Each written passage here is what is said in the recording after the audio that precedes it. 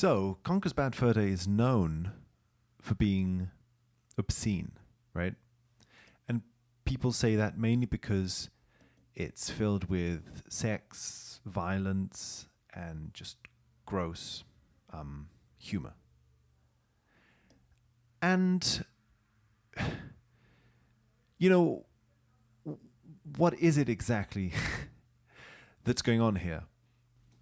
I feel that the game is doing something similar than, say, the comics of Robert Crumb, for example, who also sort of allowed all of the gross contents of his psyche to come out into his comics as well as a way of just expressing them, exploring them, to allow yourself to express them without repressing them. And I think this is what this game is doing. And maybe because of that, this game and generally, I suppose, other kinds of art like Robert Crumb that seem to be just a cartoonish explosion of id, these kinds of things, they seem to deal with repression. It's almost as if the topic of the works ends up being repression, I think. Maybe because repression is being overcome through the process of doing them. In any case, I might as well just jump into the game. I think that one of the main themes, one of the main things that's going on in this game in terms of its obscenity is toilet humor. And excrement comes from the anus. Suddenly a lot of things about this game start to seem to be talking about the anus in some way. And again, I mean, this is not exclusive to this game. I think that just, let's say, toilet humor in general seems to constellate around several themes, or it usually seems to be talking about something in particular. The way how so many of our insults in English and from what I know in other languages too, seem to revolve around shit, around anuses, around dicks, around just things like that. That I think that it says something. I think that the repetition of these themes is constellating in some unconscious way. And I want to mention this because, of course, I understand that it may seem absurd to analyze things like these because it seems as if the point of toilet humor and humor of that kind is precisely that it isn't thought out, that it just comes spontaneously. It's just the first thing that you may find funny, right? It's the first thing that a child may find funny, right? Just say the first kind of gross thing that comes to mind. But first, I don't think that's exactly what's happening in this game. This is clearly an intelligent game. I mean, a game that's more consciously thought out than a child's use of gross humor might be. But at the same time, because precisely I think in just letting anything that wants to come out, the way in which things come out, jokes, ideas, is going to conform to certain patterns of habitual thought or habitual behavior, right? If you, in a recurring way, are constantly making jokes about the anus, that may point to something. And because these kinds of jokes aren't individual, it's not that specific individuals make jokes about the anus, but it's our entire culture. And several cultures, it seems like, from what I can tell, several languages all include this focus on the anus, on genitalia. I mean, we take it for granted, right, that the jokes are about genitals and feces. Like that's sort of it's such a common aspect of comedy, right? Joking about farts and pee and poo, that maybe we don't look at them as an organized structure, but it's clearly an organized structure because it's conforming to this specific pattern about lower body stuff, or at least genital stuff connected with feces and fluids, connected with violence and blood and things like that. This game even adds all sorts of other dimensions, like that of money, for example, and I love that. It really has this sort of Robert Crumb or other kinds of artists feel to it, that it's this cartoon world of money, sex, violence. It's a complete dream world, I think. And because of that, I think that analyzing it in dream terms is very interesting. Now, in the spirit of this, I'm trying to do this analysis without really thinking too much of what I'm saying. So, yeah. The first thing that comes to mind right now is the pitchfork character trying to kick Conker's ass, as they say. This scene is strange because during the cutscene that precedes it, all talk of kicking ass is completely desexualized. They don't really mention it being something they enjoy doing. In fact, the pitchfork doesn't want to do it. He's sort of peer pressured into doing it.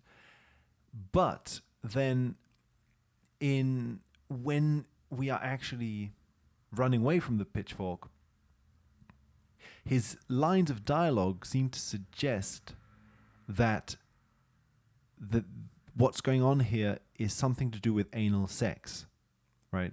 Or at least with sex. Like he's talking about how Conker is hard to get and how he likes that and things like that. So it seems as if, again, in a dreamlike way, we are seeing a scene of anal sex or anal probing even that Conker is running away from, and that is being performed in a way that implies that it is both desired and not desired at the same time. It seems that this occurs at multiple points in the game. I don't really remember that well now, but at least it occurs during the cogwheel scene, right? There is also this duality of, is anal sex wanted or is it not wanted? Is there a huge repression regarding this topic, or is there a huge openness and just fluidity regarding this topic, right? In fact, the cogwheel, visually highlights this because it has two sides, right? So it's as if the same person has one side to it that's extremely macho, masculine, I don't want to have anal sex kind of person. And then it has another side that's more feminine, that is gay and wants to have anal sex. You could even say that the gargoyle at the beginning of the game kind of plays into these themes, because the way the gargoyle's voice acting is done is slightly effeminate, is slightly camp. I think that this is done on purpose, and that the gargoyle is complaining about having spent a long time with something stuck up his ass. So, again, in a game where these cartoonish stereotypes of masculine masculinity and feminine masculinity are being used, it seems to me that whenever a camp character appears, which is pretty often, I think, in this game, it is, again, in this sort of childish, dreamlike sort of way, it seems to be suggesting that any male characters who are camp are gay, or that there are these strong sort of dreamlike boundaries between extreme masculinity and extreme femininity. The Panther King being a good example of this, I think, with his, on the one hand, kind of almost childlike femininity in his childlike desire to have a glass of milk, combined with just his sort of huge, roaring pretense of an appearance. Or at least what appears to be a pretense, because his character is so flat almost. We don't really see the Panther King that much. He almost sort of just represents the archetype of a masculine king in some way. He doesn't really exist as a character. So I find this very interesting because it's a theme that I think appears in many other areas of pop culture. For instance, in James Bond films, which I have also analyzed in my other channel, that there is constantly this theme of James Bond and the villain are two sides of the same coin. They're like shadows of each other. The producers even sort of mentioned this in different interviews and stuff, that they are sort of meant to embody these mirror-like roles. And the way this plays out, however, is that Bond is sort of, at least in the early James Bond, more than today, embodied like a really extreme masculinity. And the villain tended to embody kind of like an effeminate masculinity that it was implied that Bond would find despicable. So Bond villains would, they would gently caress their pet cats, and just be sort of delicate and everything that it was implied that Bond didn't want to be. But because the film was playing this game that they were both sides of the same coin, the movie, it seems as if these kinds of stories are also suggesting that there is something about Bond's own feminine side that he is repressing very hard, and he is having to learn a lesson about. He is having to learn a lesson about accepting something about himself through the villain. And in this case, in Conker's Bad Fur Day, the theme of anal sex, I think, also reveals another kind of fear, probably, that we find in the, let's say, the pop culture phenomenon of sort of science fiction relating to alien abductions, let's put it this way. That alien abduction stories tend to focus very much on anal probing, right? That's something that it's so common in the literature that it's been parodied and made fun of in many films, I think. And I find that there is something of value here, that the person telling the story, or the ego, is terrified of the anal probe. The anal probe is like what our culture finds terrifying about those kinds of stories, those kinds of scenarios. And I think it has something to do with just actual physical muscle tension and the feeling of not wanting your boundaries to be crossed, not wanting to submit or give in, right? Which does seem to be the opposite of what our culture in broad strokes wants. Because, generally when we talk about culture, we talk of it in terms of big conquests, and, we want to understand nature and conquer nature, or control the elements and develop new techniques to control it. Not always, not in a bad sense, but there is like just an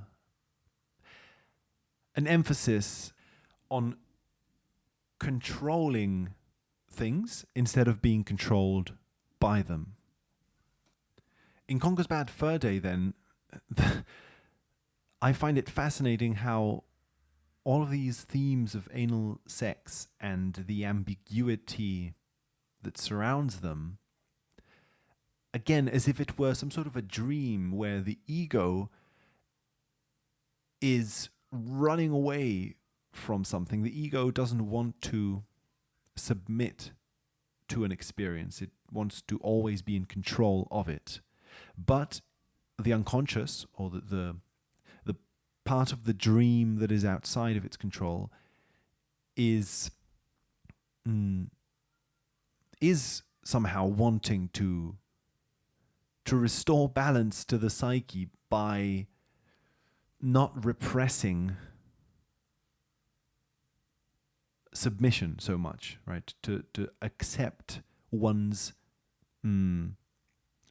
passive side just as much as one's active side, or at least more, a little bit more, basically. At least that's how I seem to read these kinds of dream images. So in this game, I find that the same kind of thing is happening.